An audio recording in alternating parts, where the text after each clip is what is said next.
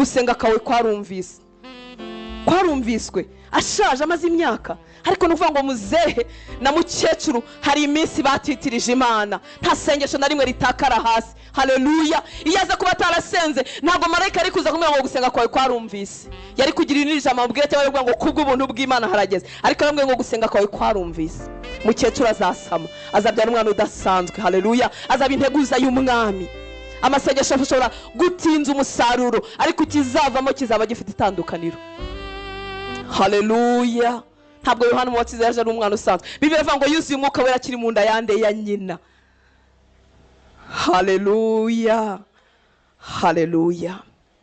Imana isanga Salomo mu nzozi mu bami ba mbere igice cya 9 umurongo wa 2 kugeza ku wa 3. Icyamo kajya ugira ahantu wandika, nibuze kwandika ukagira inyota. Haleluya. Naga ibintu mbibabwira kuko nigisha ijambo ry'Imana kandi nkaba ngomba kwandika. Ndi umukristo ntaranarota ko nzaba umwigisha w'ijambo ry'Imana. Mfite amakarine n'ubu ndacyayafite kuva nakizwa Nyagakarine. Ntandikamo amasezerano gusa y'iby'Imana ivuga, nandikamo ijambo ry'Imana rifite inyota, nkagera mu rugo nkarisubiramo. Haleluya. Imana isanga Salomo mu bami ba mbere 9:2 kugeza kuri 3 ngo bukeye Uwiteka abonekera Salomo ubwa kabiri nkuko yamubonekeraga i Gibewoni. Ngo Uwiteka aramubwira ngo numvise gusenga kwawe umwami usenga. Haleluya. Hanyuma njyewe nawe bagafifa aho ngaho nta mwanya wo gusenga. Oya ntago turi bagafifi, turabana b'Imana. Hari kugereranyije n'imirimo y'ubwami hanyuma kayegeranye n'iya Hortense, ya byose ntaho bihuriye.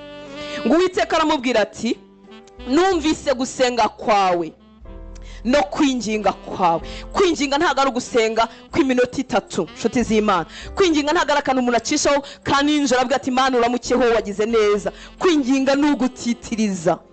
Haleluya. Umwami ufite umwanya wo gusenga, umwami ufite umwanya wo kwinginga, umwami utaburaye, umwami uri ku ngoma y'amahoro kuko Imana yarabisezeranyije Dawidi, umwami washyizweho Mana yanjye Imana yavuze, umwami ufite ubutunzi n'ubwenge nubwo yaje kunanirwa. Haleluya. Ngo ari Uwiteka ngo numvise gusenga kwawe no kwinginga kwawe, wingingiye imbere yanjye, none nereje iyi nzu wubatse kugira ngo izina ryanjye riyibemo iteka ryose, kandi amaso yanjye n'umutima wanjye bizayihoraho iminsi yose. Haleluya.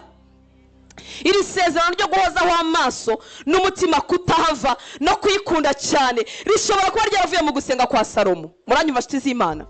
Haleluya.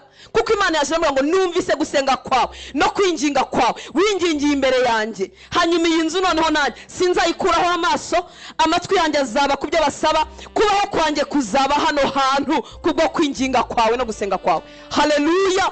Gusenga nshuti z'Imana nta mpano yo gusenga ibaho umva nk'ukuri inzira ku murima we kuvuga ngo bare ngo barayihawe. Umuntu arabyitoza, atoza ubuzima bwe gusenga, yigira ku bandi akareba uko basenga no akabyitoza buke buke. Hari umuntu wagutoza kuganira n'inshuti yawe? Hari umuntu kwibutsa inkuru mwavugana izo muri primaire zaho mwari mutuye kuko mufitanye ubusabane, mumaranye igihe muziranye, amagambo yo kuvugana araboneka. Haleluya. Hejuru y'ubusabane tureba uko basenze muri Bibiliya basenga, hejuru y'ibyo twiga kuba tubanjirije baturushije intambwe mu gakiza. Muranyumva nshuti z'Imana. Nta mpano yo gusenga igira gute? Nta munyamasengesho wabigize umwuga. Imana ishimwe niba ari masenga yarabyitoje, yabifatiye umwanya. Gusenga babifatira umwanya. Haleluya. Gusenga bava mu birangaza, bashyira telefoni ku ruhande kuko ijwi ryo mu ijuru riraruta amatelefoni ibihumbi uzitaba. Umuntu akaguhamagara kubaza amakuru uri mu rusengero ugasohoka ngo amakuru ngo nanjye ngo numva uko mumeze. Ko mumeze mu masaha yo gusenga? Telefoni zose sizo kwitabwa.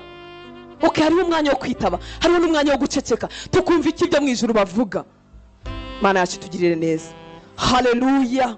Numvise gusenga kwawe no kwinginga kwawe. Haleluya. Gusenga kwacu kuzazana impinduka. Amen. Reka mvuge gatoya ku mwami Hezekiya. Ntabwo turi basome mu bami ba kabiri igice cya 19 uze kuza kugisoma. Uyu mwami yaratewe aterwa n'umwami wa Ashuri Sanekeribu. intambara imubana nyinshi, ibintu birakomera. Umwami arasenga, umwami atabaza Imana. Haleluya. Umwami ahamagara Imana. Yonde yari afite ubwoba, ariko ko ingabo ze ntizari zifite ubushobozi nk'umwami wa Ashuri, ariko ashobora no kugerageza akarwana, ariko umwami arasenga. Hanyuma ijwi ry'Imana riramanuka ribwira umuhanuzi ibyo kumubwira. Haleluya. Imana nayo yumvise gusenga k'umwami. Gusenga gutuma ibintu bihinduka. Imana yambwira ngo humura, ngiye kumvikanisha mu matwi ya Senakeribu inkuru zimuha, azasubira ajya kurwana, hanyuma nanagera yazagwayo mu nzu y'ibigirwamana bye. Haleluya. Gusenga gutuma Uwiteka turwanira intambara izo tuzi n'izo tutazi. Reka tumuhe icyubahiro. Haleluya. Gusenga bituma ibyemezo bihinduka. Gusenga umwami Imana yacu ibikoreramo. Hepfo gato ku gice gikurikiyeho cya 20 mu wami wa kabiri, murabizi yararwaye, ngo amaze kurwara no hasoma neza ngo iyo ndwara yendaga kumwica kandi yaragiye gupfa. Imana yohereje umuhanuzi Yesaya, aragenda amubwira ngo genda umubwire atunganye ibye kuko aratashye. Haleluya. Haleluya. Ubuhanuzi bupfapfanye. Ubwo bwari n'ukuri kuko Imana yari yavuze, ariko muri iyi minsi twakira ubupfapfanye ukabwakira, ukabubika, ukabutegereza. Nyamara iyo dusenze Imana igihindura ibyemezo. Haleluya. Ntabwo cyari igihuha. Imana yari yavuganye na Yesaya, iravuga ngo genda umubwire ategeka iby'urugo rwe kuko arapfuye. Uyu mugabo nawe waje kunanirwa amarezuma. Ahantu henshi tuhagarikwa no gusenga, ariko twagerayo tukareka gusenga. Hezekiya ngo areba ivure, arahindukira. Murabizi abami bakira gihe babaga bafite abagore benshi, bafite imzino n'indirimbo, bafite ibyo kurya, hahoraga hameze nk'ibirori. Nako saba kiragiye gusana n'uyu munsi mu mazu y'abami hahora hameze nk'abaye iminsi mikuru. Haleluya. Umwami arahindukira, areka indirimbo n'amashako bamucurangira, areka abagore be, areka kurya, asenga Imana. Arabwira ati Imana, ibuka imirimo myiza nagukoreye. Ibuka Mana, ibuka. Hanyuma ngo Imana yongera ibwira Yesaya ataragera kure, iramubwira ngo subirayo. Haleluya. Genda umubwira ngo mwongeye imyaka 15 yo kubaho. Ibyemezo bijya bihinduka iyabera basenze. Haleluya. Yakobo yabivuze atibeshye, aravuga ngo gusenga k'umukiranutsi kugira umumaro mwinshi iyasenganye umwete. Niba icyo ukeneraho uza mu nzu y'Imana buri mwaka na buri cyumweru nkuko umuryango werukana wari umeze, niba iki wamenyereye kumva nibisanzwe, ni etikete, ni cye cyapa kiri ku buzima bwawe kitari cyo kidahesha Imana icyubahiro. Haleluya. Cyaduha abantu bahaguruka bagasenga. Amen. Haleluya. Muri iki gitabo cy'abami cya kabiri igice cya 20 ngo Imana iramubwira ngo subira ubwire Hezekiya umutware w'ubwoko bwanjye, numvise gusenga kwawe, mbona n'amarira yawe, none ndagukijije. Haleluya. Numvise gusenga kwawe, mbona n'amarira. N'Imana ireba n'amarira yo mu masengesho. Haleluya. Hari igihe umuntu ajya imbere y'Imana byarabaye byinshi, akavuga ngo sinkimenya gusenga, rega gusa ndarira. Imana izikobanura muri ayo marira, akavuga ngo muri ayo marira arimo aravuga iki n'iki, arimo aravuga inzara, arimo aravuga agakiza kawe, muri ayo marira harimo iki n'iki. Imana ngo numvise gusenga kwawe, mbona n'amarira yawe, none ndagukijije. Reka duhe Yesu icyubahiro. Haleluya. Ndifuza ko wagira ishyaka mu mutima wawe. Ndifuza ko wasaba umwuka wawe ngo ngwino ushoboze ibihe byiza byo gusenga. Ngwino ubishoboze mwana. Dore ibirangaza ni byinshi, bidutwaje igitugu ni byinshi, internet yo kabyara ituma ubutumwa bwiza bugera kure, ariko niba hari ikintu kirangaje we, nicyo kigirwa Imana cyo muri iki kinyejana. Kugira amamega byakubereye ikigusha kuruta kutayagira. Ubu none uko dutera imbere ko tuzigira mu mazu sibya bindi bya wifi. Ubwo mbese wateye imbere uhita wifi mu nzu, ubundi ugahoraho ugacatinga ukarebuka, dore ko bidashirayo. Icyo kigirwa Imana cy'uyu munsi kukigobotora, ugasoma Bibiliya y'ipapuro, ugatekereza ikijuru rivuga, ugafunga telefone, ukavanaho niba ari data niba ari wifi ukabivanaho. Mana yacu tugirire neza. Haleluya. Reka mvuge ko umugabo witwa Cornelio. Cornelio murabizi inshuti yanjye, ningera mu ijuru nzamuramutsa. Namwe muramukunda. Haleluya. Reka muvugeho gakeya mu byakozwe mu gice cya 10. Ndasoma 1 ngo hari umuntu w'Ikaisariya witwa Cornelio, umutwaro utwara umutwe w'abasirikari wo mu ngabo zitwa Italiana. Nasanze ingabo murabizi zigira amazina. batariyani yakangahe n'ibindi ngibyo ubwo yabagamo nawe yitwaga uko nguko. Yari umuntu w'umunyadini wubaha Imana nabo mu rugo rwe bose. Iyo bavuze umunyadini ntago ari umunyadini wa none. Murabize tuvuze umunyadini uyu munsi tuvuga umuntu tubaha Imana. Angana umuntu wari ufite ahabarizwa urusengero cyangwa sinagoge abarizwamo. Yari umuntu w'umunyadini wubaha Imana nabo mu rugo rwe bose, wagiriraga abantu ubuntu bwinshi, agasenga Imana ubutagira gute, ubudasiba.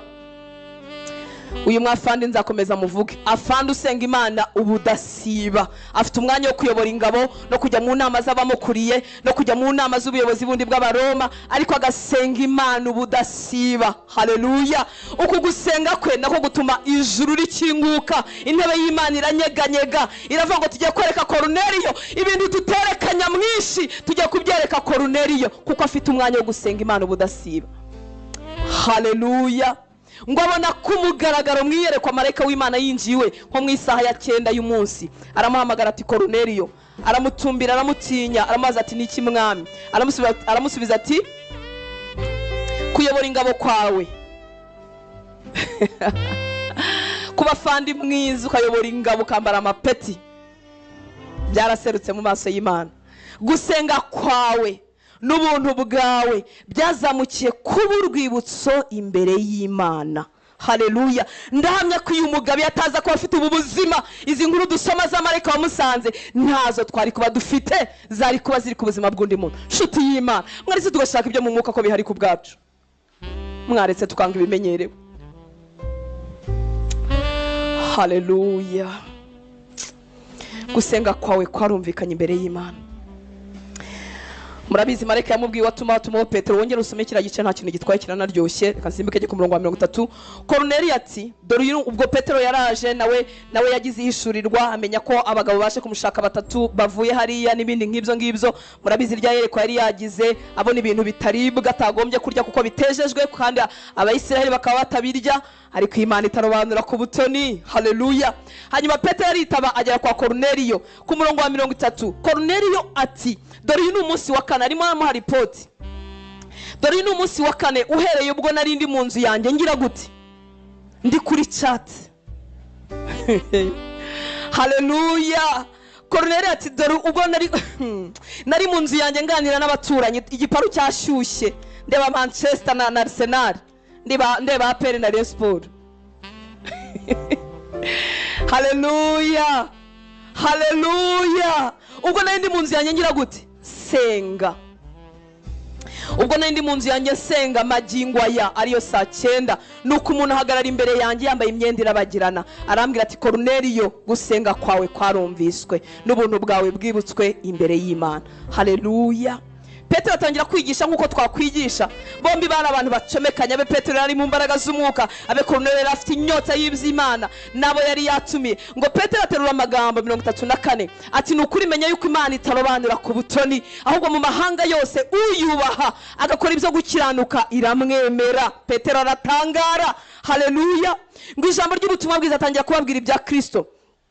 Ijambo ry'ubutumwa bwiza bw'amahoro Imana yatumye ku bana ba Isiraheli ivugishije Yesu ari we mwami wa bose. Iryo jambo murarizi ryamamaye Yudaya hose, rihereye i Galilaya, hanyuma y'ububatizo Yohana yabwirizaga ni irya Yesu w'i Nazareti, uko Imana yamusutseho umwuka wera n'imbaraga, akagenda agirira abantu neza, agakiza abo Satani atwaza igitugu, kuko Imana yari kumwe nawe. Haleluya! Arakomeza avuga ibyabaye mu gihe cya Yesu n'ibindi ngibyo. Hanyuma tugeze hepfo gatoya ku murongo wa 44, Petero akivuga ibyo.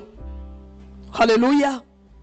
Petero akivuga ibyo, umwuka wera amanukira abumvise ayo magambo bose. Abizeye bo mu bacebwe bajyanye na Petero barumirwa bose, kuko n'abanyamahanga nabo bahawe umwuka wera akaba basutsweho, kuko bumvise bavuga izindi ndimi bahimbaza Imana. Maze Petero arababaza ati abangaba bahawe umwuka wera nkatwe, ninde ubasha kubima amazi ngo batabatizwa? Abategeka ko babatizwa mu izina rya Yesu Kristo, bahera ko baramwinginga ngo amare y'iminsi. Haleluya!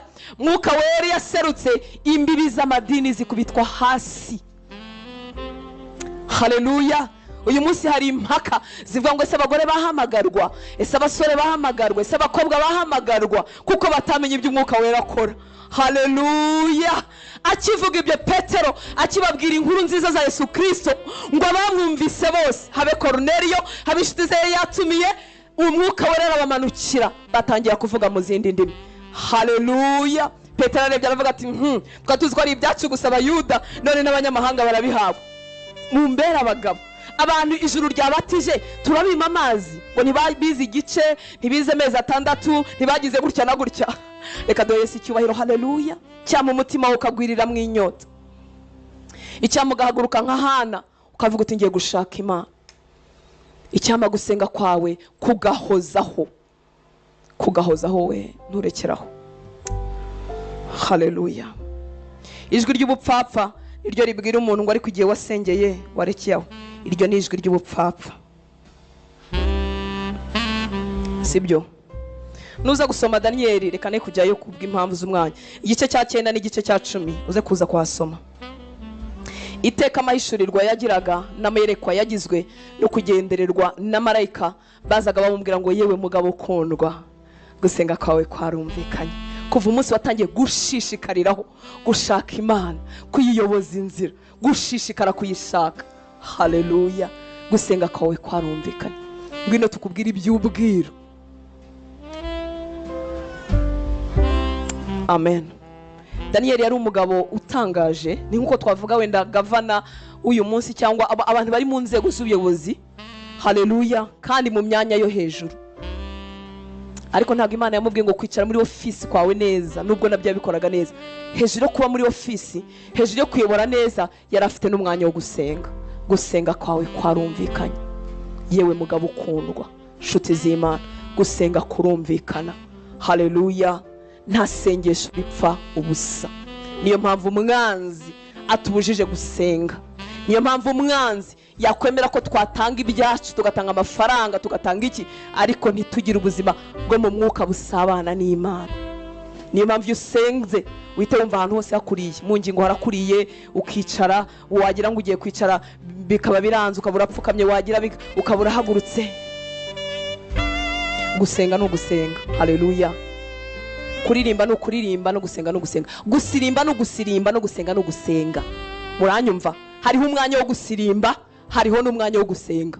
Haleluya. Harimo umwanya wo gutanga amaturo no kuvuga ubutumwa bwiza no kugira imirimo myiza, ariko harimo n'umwanya wo gusenga. Harimo umwanya wo kuba muri sociale no gusura abantu, no kugaburira abashonje, no gusura abarwayi, ariko ibyo ntago bisimbura gusenga.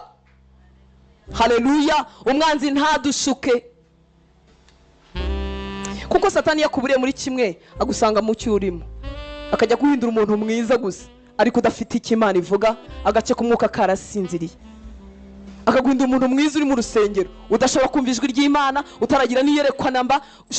Bibiri irapfutse imeze nk'ikinyamakuru ku buzima bwawe, bikagarukira aho ngaho, nta buryohe bw'ijambo burimo. Ariko nidusenga ijuru rizadukingukira, mwuka wera azuzura ubuzima bwacu. Haleluya. Impinduka zizabaho, ntizizaba mu bitangaza gusa ngo tubyare ducike ubugumba, zizaba no mu bice byo mu mwuka byacu. Mana yacu tugire neza. Haleluya. Reka mvuga iki ngiki ndangize. Gusenga gushobora kudakuraho cya kibazo twise ubugumba. Ubugumba wumve ko atari ubugumba gusa, ukita ikibazo cyose umuntu ashobora kujyana mu nzu y'Imana, agakomeza agatura, agakomeza akaba mu nzu y'Imana kandi gihari. Reka tukite ubugumba kubera hano. Gusenga gushobora kudakuraho ikibazo runaka kiri ku buzima bwawe, ariko gusenga kukaguha imbaraga zo kugicamo utandavuye, ukazasohokana ubuhamya. Haleluya. Nifuza kubabwiza ukuri kose. Twasomye niba wasomye neza, ninde wari wateye hano ubugumba? Ni Satani. Bari baramuzinze, bari baramuteze ibintu mu nzira. Ninde wari wamuteye ubugumba?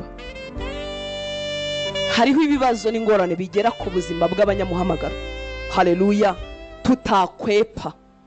Muranyumva nshuti z'Imana?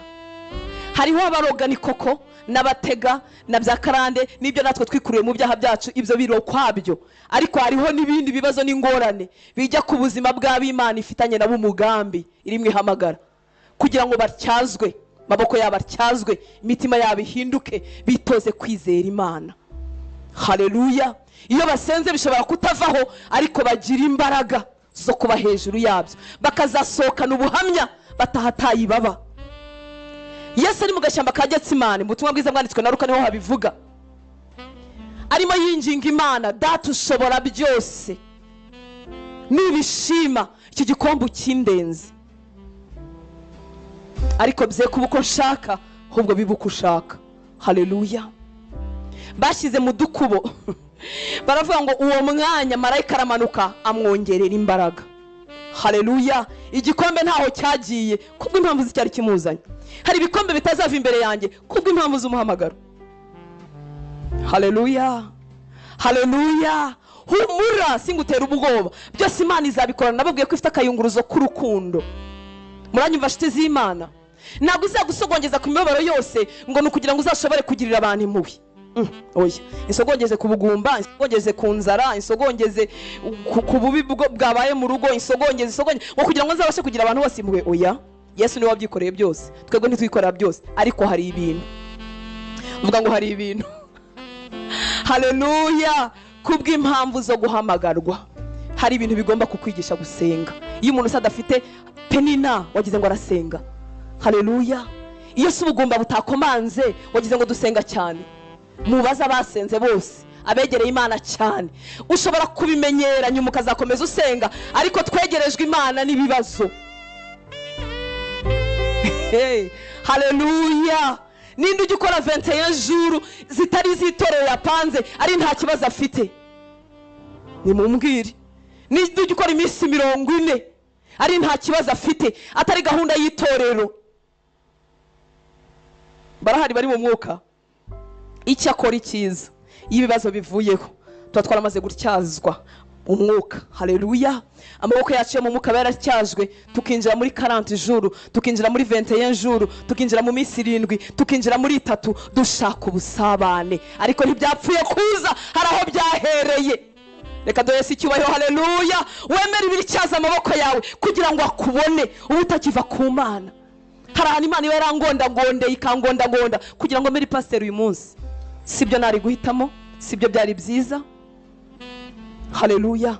Uyu munsi ni byiza, ntasinzi nicyo wama kugira ngo mbivemo, ariko siko byahoze. Nta hantu Imana yakugondagondeye kugira ngo ukundukizwe. Reka tumuhe icyubahiro. Haleluya. Oh haleluya. Iyo kugondagonze rero ntusenge, ikibazo urapfuba. Wapfuba noneho ibibazo bikakubona, ingorane zikakubona, ukagwa, kuko ibibazo biravuna, ukagwa ukava mu byizerwa, ugacogora ugasubira mu byaha, ibyaha bikakubasha. Ariko iyo usenze uri mu kibazo wakura imbaraga zo gukomeza mu rugendo. Haleluya. Reka tumuhe icyubahiro uyu mwami w'abami. Mwuka wera arema inyota mu mutima wawe, haguruke nk'ahantu uvuga uti nsanzwe nterana, buri mwaka njyayo, buri cyumweru ndagenda, kandi ni mu bajyana amaturo, ndatanga, natanze impano zanjye, ndiyo wese sindi y'igice, uyu muryango wajyagayo wose. Kandi ntago umutambyi arinda kuhamagara ngo igihe kirageze muzaze, imitima yabo yari yarabimenyereye. Ariko hari umubyeyi ufite ikibazo, gitondo kimwe aravuga ati amaturo yawe Rukano yagumane, ibyo njomba penina birahagije, ngiye gushaka Imana njyenyine. Haleluya. Reka duhaguruke dusenge torero ry'Imana. Ndagusabira izo mbaraga, ndagusabira ubwo buntu, ndagusabira kutabitereka hasi, ndagusabira kutabirambika, ndagusabira kutabyihorera. Ijwi ry'ubupfapfa niryo rikubwira ngo igihe wasengerekeraho, ngo ubwo surabona uwo muntu azahinduka, ubwo surabona iyo situation izahinduka. Yego, uretse kuba ari Satani waravuze ko bitazahinduka, n'iby'Imana yavuze igi bihindura. Yatumye kuri Hezekiya amubwira ngo ibintu birahindutse, gusenga kwawe no kurira kwawe no kwinginga kwawe birumvikanye, ibintu birahindutse. Haleluya. Ni Imana ifite imbaraga zihindura ibintu. Amasengesho yacu ntago ari ikigirwamana, ariko duhuriramo n'Imana y'imbaraga, duhuriramo n'Imana ishobora byose, duhuriramo n'Imana itagira ikinanira. Zinduka, va mu bantu, va mu bintu bidafite umumaro. Amahishurwa yose yo mu mwuka aza abantu barimo basenga. Nibaza ku buzima bwa Yohana ku kirwa cya Patimo, ari wenyine, ari intumwa ishaje, abavandimwe n'inshuti barapfuye, barahowe Kristo, barabishe umwe kuri umwe. abireba n'amaso, ariko musaza ntiyacogora. Ibyahishuwe yabihawe ari mu mwuka, ari mwasenga. Ntabwo yabihawe ari kuri chat, ntabwo yabihawe yarihebye ahagaze ku muhanda ategereje ikizaba. Yarakomeje aba mu mwuka. Amayishirirwa tuzayabona nidushyira amavi yacu hasi tugasenga. Rambirwa ubuzima bwa gikristo budafite itandukaniro. Rambirwa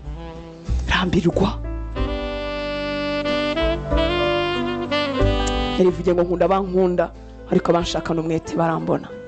Muzashaka mu mbone nimushakana umutima wanyu wose. Humura n'inyota yo kumushaka tuyihabwa n'umwuka wera, ariko bimubwire. Mbwira uti sinzi no gusenga, sinzi no kugushaka, yo nirije saa yine mba maze kubivamo.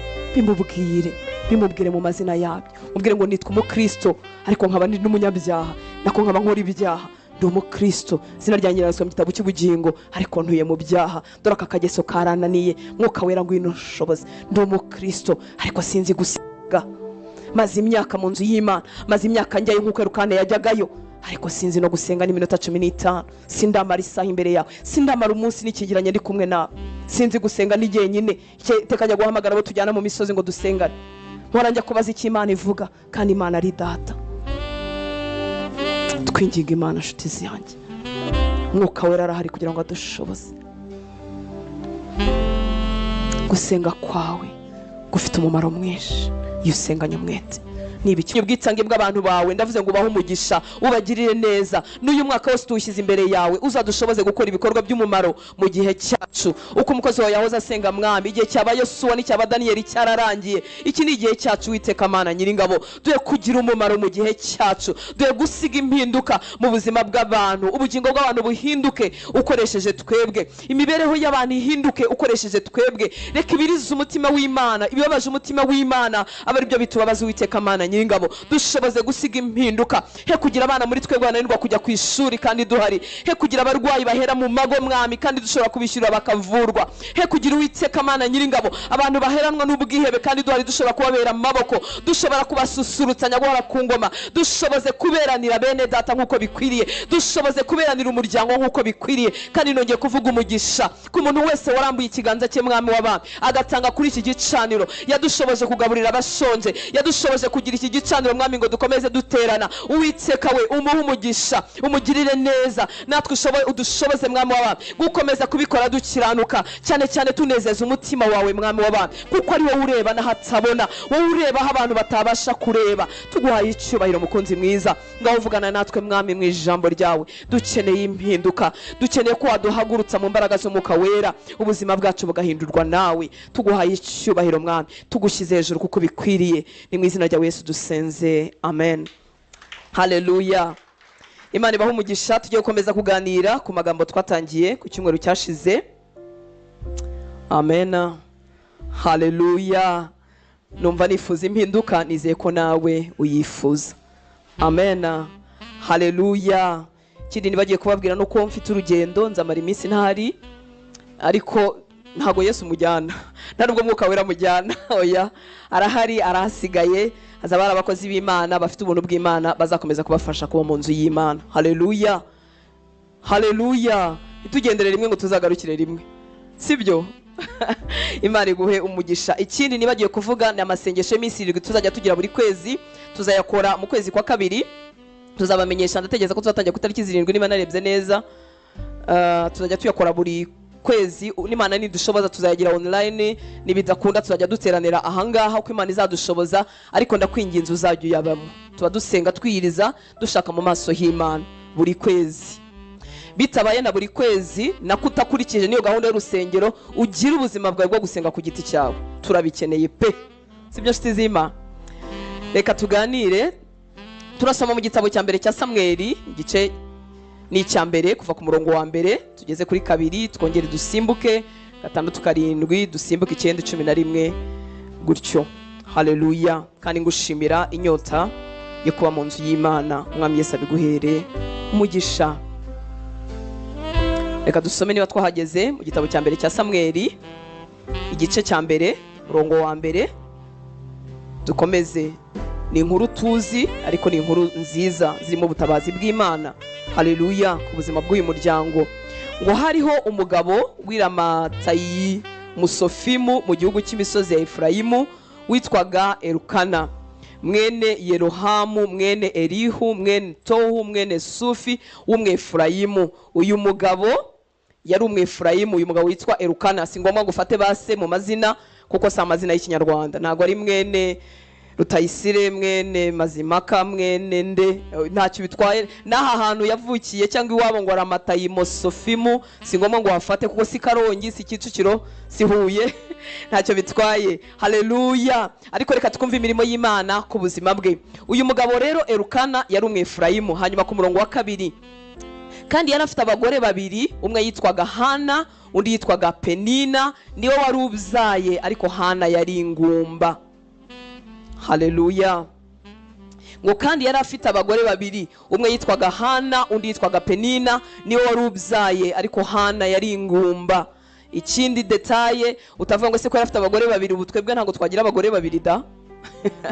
Iye kimwe babaje Yesu aravuga ngo nubwo Mose yabibemereye habi byo gusenda n'ibiki, kwari ukunangirwa kw'imitima yabo, ngo kuva mbere siko byari biri, kuko Imana irema Adamu na Eva ibyo nibyo byari ibya mbere, ibyo byagomba gukurikizwa, ariko imitima y'abantu kwinangirwa igenda yibyarira ibindi binyuranye n'imigambi y'Imana.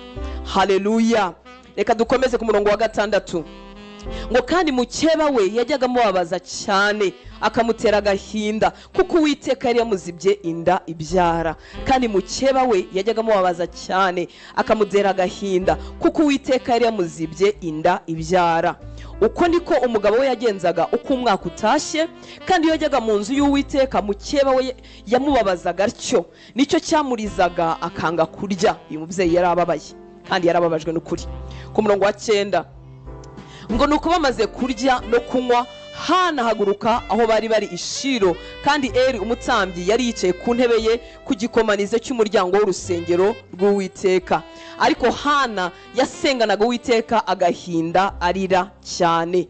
Ahiga umuhigo aravuga ati, Nyagasani Nyiringabo, nureba umubabaro w'umuja wawe ukanyibuka, ntunyibagirwe, ukampa umwana w'umuhungu, nzamutura Uwiteka abuwe iminsi yose yo kubaho kwe, kandi icyuma cyogosha ntikizamugera ku mutwe. Amen. Haleluya. Reka nsubiremo gatoya ku murongo wa 7. Uko niko umugabo we yagenzaga uko umwaka utashye. Wari umuryango wizera Imana, hari ibihe basabwaga kujya ku rusengero cyangwa ku nzu y'Imana inshuro zingahe mu mwaka. Rimwe mu mwaka none uyu muryango warazamukaga ukajyana amaturo. Uyu muryango wari wubashye Imana mu buryo bwawo. Nguko niko umugabo we yagenzaga uko umwaka utashye, kandi iyo yajyaga mu nzu y'Uwiteka mukeba we yamubabazaga atyo, nicyo cyamurizaga akanga kurya. Nuvuga ngo umugabo yamuhaga amaturo ye, akamuha ibyo ari butambe, akamukubira n'inshuro nyinshi ngo arebe ko Hana yashira umubabaro, agaha Penina nawe n'abana be ibyo bajya gutura. Imana yacu tugirire neza. Hanyuma ibyo ngibyo byarabaga buri mwaka, birasa nkaho byari bimenyerewe, kuko natwe tuze mu nzu y'Imana tukongera tukaza, kandi Imana nibishimirwe. Haleluya. Ndahamya neza ko Hana yatabariwe ahantu hakwiriye. Yagera hagati akaruha akavuga ati, maze imyaka ngenda ntamba, reka ndekeraho. Ahari izi nkuru za Ana nyina wa Samweli ntazo twari kuba dufite. Muranyumva nshuti z'Imana? Haleluya. Ariko umunsi umwe turimo turavuga ngo haguruka bihinduke. Haleluya. Umunsi umwe Hana arabyitegereza, ahanagura amarira ku maso, ndibaza kuko yaramaze igihe arira kandi arizwa n'ukuri. Mukeba wamubabaza nkuko duhora tumva izi nkuru, yewe n'abatarabizera benshi izi nkuru barazizanyira wa Samweli. Haleluya. Bazizi mu ndirimbo, bazizi mu nkuru zitandukanye, kuko ni imirimo y'Imana igaragara n'ibitangaza. Ariko ikintu gitangaje nifuza ko twakwigira ku buzima bwa Hana, nuko umunsi umwe yavuze ngo nsanzwe nterana, nsanzwe njya mu materaniro, nsanzwe ntura, umugabo wanjye umugabane wanjye ngatura, ngatanga amaturo yanjye, kandi Penina nawe ahora akambabaza, imibabaro ndayifite, amaturo ndayafite, guterana birahari, ariko ndashaka iki? Impinduka. Haleluya. Iyo mpinduka rero niyo yazanye itandukaniro ry'imyitwarire ya Hana. Nifuza ko nawe byazana itandukaniro ry'imyitwarire yawe. Imana yacu tugire neza. Ku murongo wa 9, ngo nuko bamaze kurya no kunywa, biragaragara ko ariko babikoraga uko umwaka utashye. Kuko kujya mu nzu y'Imana kwabaga ari ibirori. Bajyanaga amaturo, ariko habaga haro n'ibirori, kurya no kunywa. Haleluya. Nuko bamaze kurya no kunywa, Ana aravuga ati, narariye, naranyweye, naratuye, naraje buri mwaka, umugabo wanjye arankunze, angiriye neza, ariko numva ntagiye kuguma muri ibi bintu byo kubaho ntafite umwana. Imana yacu tugire neza. Haleluya. hanyuma Hana arahaguruka. Ndahamya ko imihagurukire ye nicyo yari afite mu mutima cyari kije muri uyu mwaka nyine wo gutabarwa. Haleluya. Hana haguruka aho bari bari Shilo, kandi Eli umutambyi yari yicaye ku ntebe ye ku gikomanizo cy'umuryango w'urusengero rw'Uwiteka. Ariko Hana yasenganaga Uwiteka agahinda, arira cyane. Imisengere ya Hana ntabwo batubwiye amagambo yari arimo, ariko agomba kuba yavuze ati Mana ndashaka kuntabara, ndarushe kubabazwa na mukeba, ndarushe kutagira umwana kandi nza mu nzu yawe, ndarushe kutagira umwana kandi ngutura. Imana yacu ishimwe. Haleluya. Icyo mu mutima wawe ukongera kwifuza impinduka. Reka duhe Yesu icyubahiro. Haleluya. Yashoboraga kuba Hana agakomeza atyo akazaninda asaza atabyaye, kuko si igitangaza, ariko Imana ishimwe ko umutima washatse iki? Impinduka. Haleluya. Haleluya. Ngo ahiga umuhigo aravuga ati Nyagasani Nyiringabo, nureba umubabaro w'umuja wawe ukanyibuka, ntunyibagirwe, ukampa umwana w'umuhungu, nzamutura Uwiteka abuwe iminsi yose yo kubaho kwe, kandi icyuma cyogosha ntikizamugera ku mutwe. Kutogoshwa byavugaga kuba umunaziri, azatambirwa Uwiteka, azaba uwerejwe Uwiteka imyaka ye yose. Muri make njyewe nzashira agahinda ko kutabyara no kwitwa ingumba, ariko kandi nawe uzaba ubonye umukozi. Haleluya. Buri gitangaza cyose Imana ikora mu buzima bwacu yifuza ko yakigiraho ijambo, yifuza ko yagihererwa mu icyubahiro. Amafaranga Imana izanyongera atazagirira abandi bantu umumaro, atazagira icyo amara mu bwami bw'Imana, ubwo se amaze iki? Amagara mazima Imana izantiza, izagutiza, ariko utazakoresha kugira ngo ugire usura urwaye, utabara uwo gutabarwa, bimaze iki mu bwami bw'Imana? Ariko Imana ishimwe ko yisutse impinduka mu mitima yacu, haba harimo n'agace ku bwami. Haleluya. Amen. Bari bafite gahunda nziza n'umuryango wa Elukana, gahunda nziza yo kujya mu nzu y'Imana. Imana ishimwe ko nimo kubwira abantu bafite gahunda nziza yo kuza mu nzu y'Imana. Haleluya. Ntabwo ijambo ridusanze turyamye twiyoroshe, riradusanga mu nzu y'Imana. Dufite iyo gahunda nziza kandi tuyimazemo iminsi yo kujya mu nzu y'Imana. Imana yacu ntabwo izaceceka, ariko reka mu mutima wawe, mu nda yawe habiremo gushaka impinduka, uvuga ngo nzi ko Imana yanjye yitwa Imana y'ibitangaza, ntabwo nzakomeza kujya gutura mfite agahinda k'ubugumba. Icyawe nawe gifite izina, gishobora kuba atari ubugumba, ariko gifite izina. Haleluya. Amen. Ndakubwira nanjye nibwira, wabuza gutamba ariko birimo agahinda. Penina ntiyaretse kujya mu nzu y'Imana, ariko byari birimo agahinda, kandi nkwibutse ko aka gahinda ntabwo umugabo we yabasha kukamutwaza. Abanyarwanda baciye umugani baravuga ngo ikingwa niba agahinda k'inkoko kamenywa n'inkicato, ntabwo bijyanye, sinibuka ibindi. Haleluya. Umugabo we yaramukundaga, ndetse yanamubwira ko sinkurutira abana b'abahungu 10, kandi koko yamugiriraga neza pe. Kugira ubugumba none ukagira ko n'umugabo mubi murumva ko ari bibi cyane, ariko byibuze yari afite umugabo mwiza. Ariko kuba umugabo wari mwiza ntago byatwazaga Ana agahinda ke n'ubugumba bwe. Ikibazo cyawe nshuti yanjye, ibyitwa ubugumbi wawe n'ibyawe ku giti cyawe. Hari umuntu unyumvise? Haleluya. Haguruka nkuko Hana yahagurutse ujye kubwira Imana. Tumaze kuvuga amasengesho y'iminsi 7, ariko yo nayitorero muri rusange. Wowe ku giti cyawe ufitanye n'Imana gahunda hano mu nzu y'Uwiteka, ufitanye n'Imana gahunda ku gicaniro cyawe, imbere y'igitanda cyawe cyangwa imbere y'umusambo uryamaho. Hari icyo wavugana n'Imana ibintu bigahinduka. Haleluya. N'Imana ishobora byose, n'Imana igitabara abayishaka, n'Imana itagiceceka kwijwi riyitakira mu gitondo na nimugoroba. Imana idushoboze gusohoka mu bintu by'ubunebwe no kumenyera ubugumba bwacu, no kumenyera ibitagenda neza, kandi tubana n'Imana y'ibitangaza. Haleluya. Haleluya. Wabuza gutamba ariko ukenyereye ku gahinda, wabuza gutamba ariko ukenyereye ku byaha, Imana ikiza ibyaha. Haleluya. Umutima waragushutse, ibitekerezo biragushuka, birakubwira ngo buriya n'abandi basore nuko babaho, n'abandi buriya bose barabivanga. Oya, harimo abantu babivanguye, batandukanyije ibishimwa n'gowa, babijugunya hariya barabireka, ukaza gutamba ukenyereye ku byaha. Takira Imana igitondo n'umugoroba, uvuga ngo ubuzima bw'abakiranutsi buriho, hariho impinduka zabaho. Umwuka wera nicyo kintu akora mu buzima bwacu. Haleluya. Atubaramo ibyaha n'inyota yacu, yinjira mu mizi akarandura umuzi w'icyaha, tukabaho gusa tudatunzwe no gukiranutsa Kristo yadufatiye, bugahinduka ibifatika mu buzima bwacu. Reka tumuhe icyubahiro. Haleluya. Akwiriye icyubahiro uyu mwami w'imbaraga, akwiriye icyubahiro umwami ushobora byose. Ndakwifuza ko waza gutamba ariko ushaka impinduka mu mutima wawe, ukavuga uti zanzwe njyawe buri cyumweru mbamari, sanzwe ngiye mu minsi 7 mba mpari, sanzwe ngiye sinjya mbura, ariko Mana uzi icyaha nyenyereyeho. Urabizi umugabo ntabizi, umugore ntabizi, abavandimwe ntibabizi, abo dusenga nabo turimbana ntibabizi, ariko Mana urabizi ko nta mpinduka iri mu buzima bwanjye. Amagambo navugaga kera niyo nkivuga, imyitwarire niyo ngiyo, inzara n'inyota by'ibyisi biracyanyuzuye. Mana nkiza. Haleluya. Duhaguruke nka Hana twegere data dukize kuko arabishoboye. Haleluya. Ashobora byose. Ndifuza kuguteza inyota kandi yo kwifuza umwuka wera.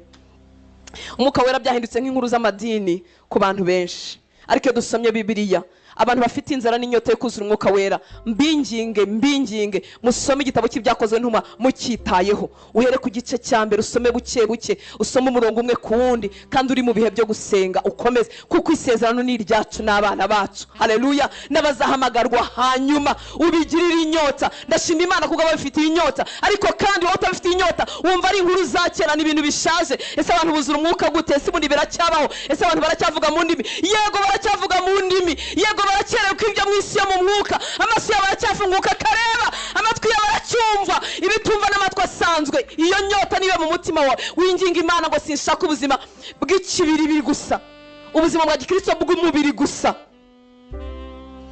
bwa discipline y'umubiri gusa. Discipline y'umubiri hari abandi bantu bayifite, abantu bakora za meditation, abantu bakina karate, ntiyagutuka ntiyagukubita, afite discipline y'umubiri ariko nta mwuka wera afite.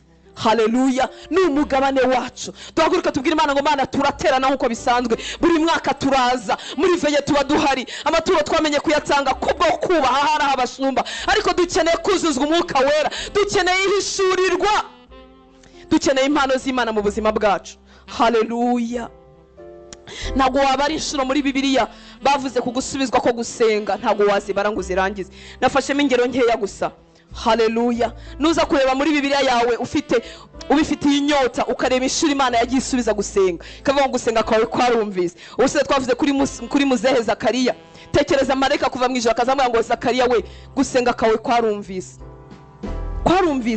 Ashaje amaze imyaka, ariko nuvuga ngo muzehe na mukecuru hari iminsi batitirije Imana, nta sengesho na rimwe ritakara hasi. Haleluya. Iyo aza kuba atarasenze, ntabwo marayika ari kuza kumubwira ngo gusenga kwawe kwarumvise, yari kugira inirije amabwire cyangwa ngo kubw'ubuntu bw'Imana harageze, ariko aramubwira ngo gusenga kwawe kwarumvise. Mukecuru azasama, azabyara umwana udasanzwe. Haleluya. azaba integuza y'umwami. Amasengesho ashobora gutinza umusaruro, ariko ikizavamo kizaba gifite itandukaniro. Haleluya. Ntabwo Yohana Umubatiza yaje ari umwana usanzwe. Bibiliya ivuga ngo yuzuye umwuka wera akiri mu nda yande ya nyina. Haleluya. Haleluya. Imana isanga Salomo mu nzozi mu bami ba mbere igice cya 9 umurongo wa 2 kugeza kwa 3. Icyamuka jya ugira ahantu wandika, niba uzi kwandika ukagira inyota. Haleluya. Naga ibintu mbibabwira kuko nigisha ijambo ry'Imana kandi nkaba ngomba kwandika. Ndi umukristo ntaranarota ko nzaba umwigisha w'ijambo ry'Imana. Mfite amakarine n'ubu ndacyayafite kuva nakizwa, nakizwa nyagakarine. Ntandikamo amasezerano gusa y'iby'Imana ivuga, nandika mu ijambo ry'Imana ndifitiye inyota, nkagera mu rugo nkarisubiramo. Haleluya. Imana isanga Salomo mu bami ba mbere 9:2 kugeza kuri 3, ngo bukeye Uwiteka abonekera Salomo ubwa kabiri nkuko yamubonekeraga i Gibewoni. Ngo Uwiteka aramubwira ngo numvise gusenga kwawe, umwami usenga. Haleluya. Hanyuma njyewe nawe bagafifa aho ngaho nta mwanya wo gusenga. Oya ntago turi bagafifi, turabana b'Imana. Hari kugereranyije n'imirimo y'ubwami, hanyuma kayegeranye n'iyo Hortense, byose ntaho bihuriye. Ngo Uwiteka aramubwira ati numvise gusenga kwawe no kwinginga kwawe. Kwinginga ntago ari gusenga kw'iminota 3 nshuti z'Imana. Kwinginga ntago ari akantu umuntu acishaho kandi ninjoro avuga ati Imana uramukeho wagize neza. Kwinginga ni ugutitiriza. Haleluya. Umwami ufite umwanya wo gusenga, umwami ufite umwanya wo kwinginga, umwami utaburaye, umwami uri ku ngoma y'amahoro kuko Imana yarabisezeranyije Dawidi, umwami washyizweho Mana yanjye, Imana yavuze, umwami ufite ubutunzi n'ubwenge nubwo yaje kunanirwa. Haleluya. Ngo ari kwiteka ngo numvise gusenga kwawe no kwinginga kwawe, wingingiye imbere yanjye, none nereje iyi nzu wubatse kugira ngo izina ryanjye riyibemo iteka ryose, kandi amaso yanjye n'umutima wanjye bizayihoraho iminsi yose. Haleluya. iri sezerano ryo guhozaho amaso n'umutima kutahava no kwikunda cyane rishobora kuba ryaravuye mu gusenga kwa Salomo. Muranyumva nshuti z'Imana? Haleluya. Kuko Imana yaje avuga ngo numvise gusenga kwawe no kwinginga kwawe, wingingiye imbere yanjye, hanyuma iyi nzu noneho nanjye sinzayikuraho amaso, amatwi yanjye azaba kubyo basaba, kubaho kwanjye kuzaba hano hantu kubwo kwinginga kwawe no gusenga kwawe. Haleluya. Gusenga nshuti z'Imana, nta mpano yo gusenga ibaho umva nk'ukuri inzira ku murima we kuvuga ngo bariya ngo barayihawe. Umuntu arabyitoza, atoza ubuzima bwe gusenga, yigira ku bandi akareba uko basenga nawe akabyitoza buke buke. Hari umuntu wagutoza kuganira n'inshuti yawe? Hari umuntu kwibutsa inkuru mwavugana izo muri primaire zaho mwari mutuye kuko mufitanye ubusabane, mumaranye igihe muziranye, amagambo yo kuvugana araboneka. Haleluya. Hejuru y'ubusabane tureba uko basenze muri Bibiliya basenga, hejuru y'ibyo twiga kuba tubanjirije baturushije intambwe mu gakiza. Muranyumva nshuti z'Imana? Nta mpano yo gusenga igira gute? Nta munyamasengesho wabigize umwuga. Imana ishimwe niba ari masenga yarabyitoje, yabifatiye umwanya. Gusenga babifatira umwanya. Haleluya. Gusenga bava mu birangaza, bashyira telefoni ku ruhande kuko ijwi ryo mu ijuru riraruta amatelefoni ibihumbi uzitaba. Umuntu akaguhamagara kubaza amakuru uri mu rusengero ugasohoka ngo amakuru ngo najya ngo numve uko mumeze. Ko mumeze mu masaha yo gusenga? Telefoni zose sizo kwitabwa. Hariho umwanya wo kwitaba, hariho n'umwanya wo guceceka tukumva iki byo mu ijuru bavuga. Mana yacu tugirire neza. Haleluya. Numvise gusenga kwawe no kwinginga kwawe. Haleluya. Gusenga kwacu kuzazana impinduka. Amen. Reka mvuge gatoya ku mwami Hezekiya. Ntabwo turi bahasome mu bami ba kabiri igice cya 19 uze kuza kugisoma. Uyu mwami yaratewe aterwa n'umwami wa Ashuri Sanekeribu. Intambara mu bana nyinshi, ibintu birakomera. Umwami arasenga, umwami atabaza Imana. Haleluya. Umwami ahamagara Imana. Yonde yari afite ubwoba ariko ko ingabo ze ntizari zifite ubushobozi nk'umwami wa Ashuri, ariko yashobora no kugerageza akarwana, ariko umwami arasenga. Hanyuma ijwi ry'Imana riramanuka ribwira umuhanuzi ibyo kumubwira. Haleluya. Imana nayo yumvise gusenga kumwa. Gusenga gutuma ibintu bihinduka. Imana yaravuga ngo humura, ngiye kumvikanisha mu matwi ya Senekeribu inkuru zimuha, azasubira ajye kurwana, hanyuma nanagera yazagwayo mu nzi y'ibigirwamana bye. Haleluya. Gusenga gutuma Uwiteka turwanira intambara izo tuzi n'izo tutazi. Reka tumuhe icyubahiro. Haleluya. Gusenga bituma ibyemezo bihinduka. Gusenga umwami Imana yacu ibikoreramo. Hepfo gatoya ku gice gikurikiyeho cya 20 mu bami wa kabiri, murabizi yararwaye ngo amaze kurwara n'uhasoma neza ngo iyo ndwara yendaga kumwica kandi yaragiye gupfa. Imana yohereje umuhanuzi Yesaya aragenda amubwira ngo genda umubwire atunganye ibye kuko aratashye. Haleluya. Haleluya. Ubuhanuzi bupfapfanye. Ubwo bwari n'ukuri kuko Imana yari yavuze, ariko muri iyi minsi twakira ubupfapfanye ukabwakira, ukabubika, ukabutegereza. Nyamara iyo dusenze Imana igihindura ibyemezo. Haleluya. Ntabwo cyari igihuha. Imana yari yavuganye na Yesaya iravuga ngo genda umubwire ategeka iby'urugo rwe kuko arapfuye. Uyu mugabo nawe waje kunanirwa amarezuma. Ahantu henshi tuhagarikwa no gusenga ariko twagerayo tukareka gusenga. Hezekiya ngo areba ivure arahindukira. Murabizi abami bakira gihe babaga bafite abagore benshi, bafite imzino n'indirimbo, bafite ibyo kurya, hahoraga hameze nk'ibirori. Nako saba kiragiye gusana n'uyu munsi mu mazu y'abami hahora hameze nk'abaye iminsi mikuru. Haleluya. Umwami arahindukira, areka indirimbo n'amashako bamucurangira, areka abagore be, areka kurya, asenga Imana. Arabwira ati Imana ibuka imirimo myiza nagukoreye. Ibuka Mana, ibuka. Hanyuma ngo Imana yongera ibwira Yesaya ataragera kure, iramubwira ngo subirayo. Haleluya. Njye mubwira ngo mwongeye imyaka 15 yo kubaho. Ibyemezo bijya bihinduka iyabera basenze. Haleluya. Yakobo yabivuze ati bibeshye, aravuga ngo gusenga k'umukiranutsi kugira umumaro mwinshi yasenganye umwete. Nibiki ukeneraho uza mu nzu y'Imana buri mwaka na buri cyumweru nkuko umuryango werukana wari umeze? Nibiki wamenyereye kumva nibisanzwe? Nihe tikete, ni kiye cyapa kiri ku buzima bwawe kitari cyo kidahesha Imana icyubahiro? Haleluya. Cyaduha abantu bahaguruka bagasenga. Amen. Haleluya.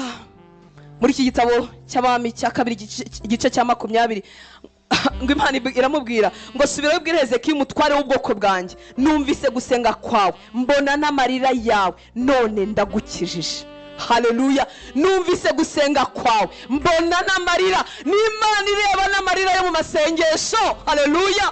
Hari igihe umuntu ajya imbere y'Imana byarabaye byinshi, akavuga ngo sinkimenya gusenga, rega gusa ndarira. Imana izikobanura muri ayo marira, akavuga ngo muri ayo marira arimo aravuga iki n'iki, arimo aravuga inzara, arimo aravuga agakiza kawe, muri ayo marira harimo iki n'iki. Imana iramubwira ngo numvise gusenga kwawe, mbona n'amarira yawe, none ndagukijije.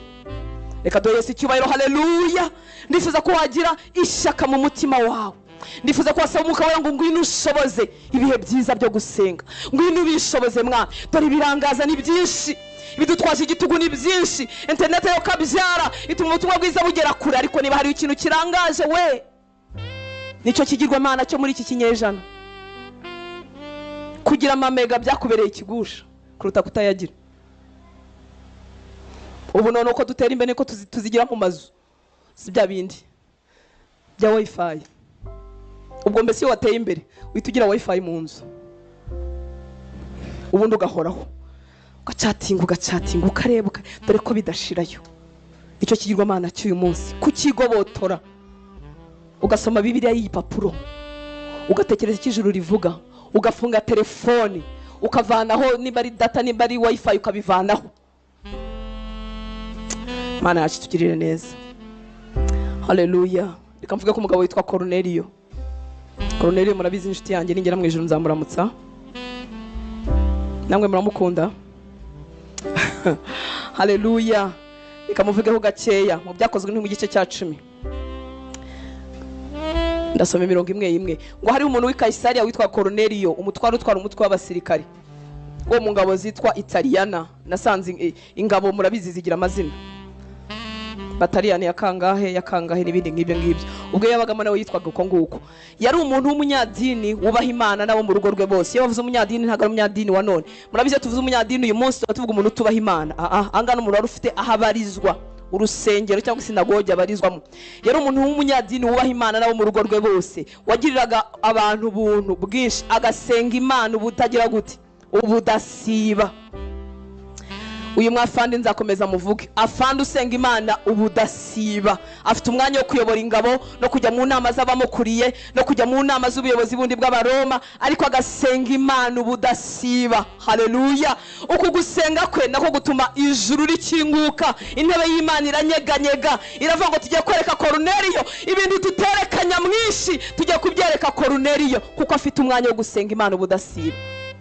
Haleluya. Ngo abona kumugaragaro mwiyerekwa marayika w'Imana yinjiwe nko mu isaha ya 9 y'umunsi, aramuhamagara ati Cornelio, aramutumbira, aramutinya, aramaza ati niki mwami? Aramusubiza ati kuyobora ingabo kwawe kuba fandi mwiza ukayobora ingabo ukambara amapeti byaraserutse mu maso y'Imana. Gusenga kwawe n'ubuntu bwawe byazamukiye kuba urwibutso imbere y'Imana. Haleluya. Ndahamya ko uyu mugabo yataza ko afite ubu buzima, izi nkuru dusoma za marayika wamusanze ntazo twari kuba dufite, zari kuba ziri ku buzima bw'undi muntu. Nshuti y'Imana, mwaretse tugashaka ibyo mu mwuka ko bihari ku bwacu, mwaretse tukanga ibimenyerewe. Haleluya. Gusenga kwawe kwarumvikanye imbere y'Imana. Murabizi marayika yamubwiye watuma Petero, wongera usome kira gice nta kintu gitwaye kiranaryoshye. Reka nsimbuke ku murongo wa 30. Cornelio ati dore ubwo Petero yaraje nawe yagize ihishurirwa, amenya ko abagabo bashe kumushaka batatu bavuye hariya n'ibindi ngibyo. Murabizi rya yereko yari yagize, abona ibintu bitaribwa atagombye kurya kuko bitejejwe, kandi abayisiraheli bakaba batabirya, ariko Imana itarobanura ku butoni. Haleluya. Hanyuma Petero aritaba agera kwa Cornelio ku murongo wa 30. Cornelio ati dore uyu umunsi wa 4, arimo amuha ripoti. Dore uyu umunsi wa 4 uhereye ubwo nari ndi mu nzu yanjye ngira gute, ndi kuri chat. Haleluya. Cornelio ati dore ubwo nari mu nzu yanjye nganira n'abaturanyi, igiparu cyashyushye, ndeba Manchester na Arsenal, ndeba APR na Real Sport. Haleluya. Haleluya. Ubwo nari ndi mu nzu yanjye ngira gute, senga. ubwo nari ndi mu nzu yanjye senga magingo aya ariyo saa 9 nuko umuntu ahagarara imbere yanjye yambaye imyenda irabagirana arambwira ati Cornelio gusenga kwawe kwarumviswe n'ubuntu bwawe bwibutswe imbere y'Imana. Haleluya. Petero atangira kwigisha nkuko twakwigisha.